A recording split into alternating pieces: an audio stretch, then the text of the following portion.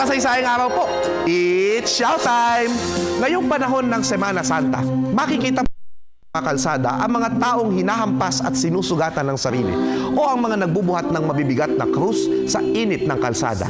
Ang gawain nila ay tinatawag nating penitensya.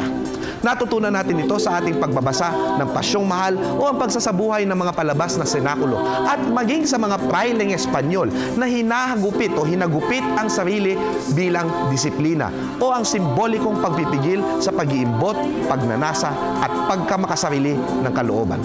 Practice ito hanggang sa kasalukuyan ng ilang mga relihiyoso at maging ang namayapang John Paul II ay iniulat ng kanyang mga nakasama ay gumagawa ng ganitong practice, naghahampas sa sarili. Ngunit sa mga Pilipino, ang disiplina ay naging penitensya, penance, pagbabayad sa nagawang kasalanan sa pamamagitan ng literal na pagdamay kay Kristo sa kanyang paghihirap. Marami sa mga penitente ang susugatan sa likuran at sa init ng araw ay lalakad, hahampasin ng sarili upang lalong dumugo ang likuran bilang paggunita sa paghampas sa Panginoong Hesukristo ng 39 na beses. Take note, kundi ng isang leather whip na may mga piraso ng matatalim na bakal at buto. Sa bawat hagupit, dumidikit at pumapalupot ang mga matutulis na bagay sa balat at sa paghila, napupunit maging ang mga muscle at natatamaan ang mga arteries. Ang iba naman ay magbubuhat ng krus at sa bawat pabasa o lugar ng pag-awit ng pasyon ay dadapa sa init ng aspalto. Sa Kutod, San Fernando, literal na nagpapapako sa krus sa loob ng ilang minuto ang mga penitente.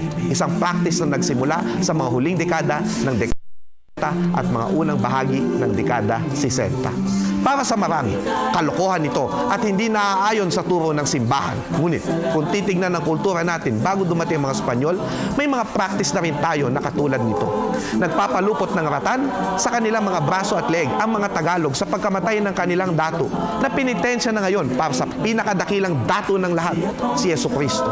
Gayun din sa tuwing nagkakasakit ang isang tao, winiwisikan siya ng dugo ng baboy upang mawala ang kanyang sakit.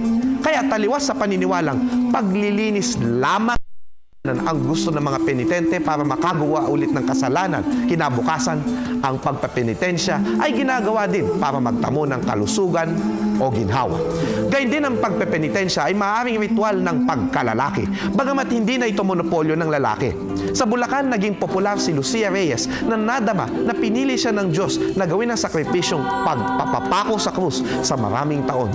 Marami rin ang nagpepenitensya, hindi bilang paghingi, ngunit bilang pasasalamat sa natupad na biyaya.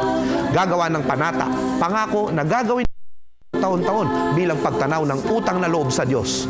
At kung sa pagkakasakit, hindi na niya kaya itong gampanan, maaaring mga anak na niya ang gagawa nito sapagkat ang utang na loob ay hindi na babayaran, hindi natatapos at naipapasa sa mga anak. Madali ang manghusga, pero mas maiintindihan natin ng isang ritual sa pananaw ng mismong mga gumagawa nito. Happy Easter! Ako po si Xiao Chua para sa telebisyon ng Bayan. And that was that.